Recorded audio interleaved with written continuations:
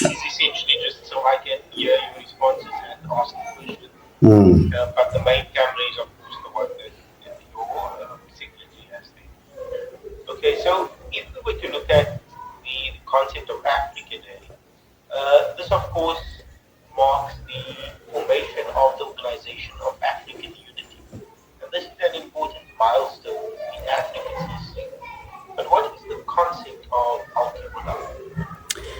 Alkebulan is the oldest name of our mother continent of Africa. It symbolizes the richness of continent of Africa. It is believed that to be the birth of mankind, and also believed as to be the Garden of Eden. When you look at the continent of Africa, is where you can find any kind of life. The name of Alkebulan and the meaning exactly is once before Alkebulan. So, looking at the continent, Africa, like many other continents, is made up of a number of countries.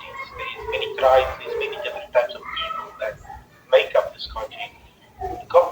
Rather. Why is it important that Africa must unite? Africa must unite because our divisions weakens us. We are rich in all corners.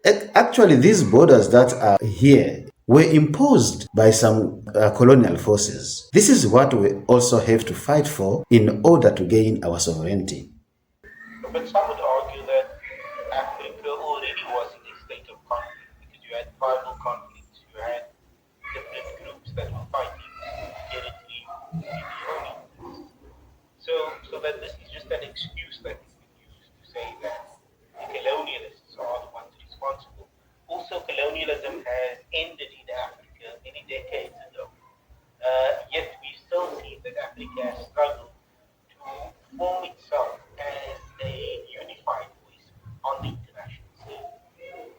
In response of that, I can tell you that there is no community that can stay stable for years. People fight, people differs. What we are fighting for is the people who came outside of this continent, divide us so that they can control us and control our wealth and minerals.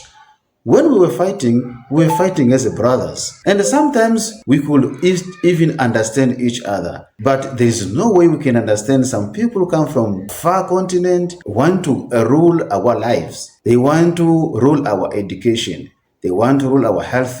They plan for everything of our life. Who was there from among our African leaders when these borders were structured? It means that they planned for it. They brought us also the conflict and the fight so that we can just only continue fighting while they are busy stealing our land.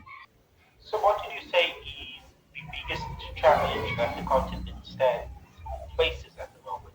Only one challenge. Africa Day. And, what is the biggest challenge that is actually preventing the current continent from moving? You're talking about the preventing or the one that we already have? I'm asking what is the obstacle that is stopping Africa from moving forward at this point in time? Africa doesn't have one soul of unity. If this is what we need, this is what to stand for. If we can understand each other, think about removing these artificial borders, live as one, structure the continent as a one country, one government, one parliament, one army. If we come to reach in one of these, this will be our greatest achievement. But challenge, it is still these borders. Challenge is because also different colonial forces are in the ears of our leaders. They are still begging them. We've seen some changes, however, that have been happening in parts of Africa. And these are significant changes. For example, with the emergence of leaders such as Ibrahim Traore. Looking at these developments, what do you think this signals for the future of Africa? His Excellency Ibrahim Traore is awakening all the African in all corners of Africa. From him or through him, people can see now which route they can take in conquer our land back. The message that is sending to other presidents is a clear message. If we can open our eyes, be together, unite, remove all of these borders, nothing we cannot achieve. In this way, we see Ibrahim Traore as a symbol of hope. And if all other presidents, they can follow his movement, even if he's young, Africa can be saved. The reality with individuals such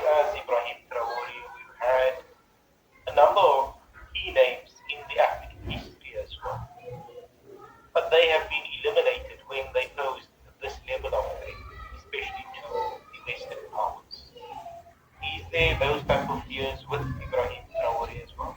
Or are we living in a different age now? Life and death is in the hands of the Creator. We are aware of those prominent leaders that started this movement even before Ibrahim Traore, who were eliminated by the Western force. But we will study where they failed. We will study why they were killed until we get answers. And then what I like is one. You kill one leader, tomorrow many are rising.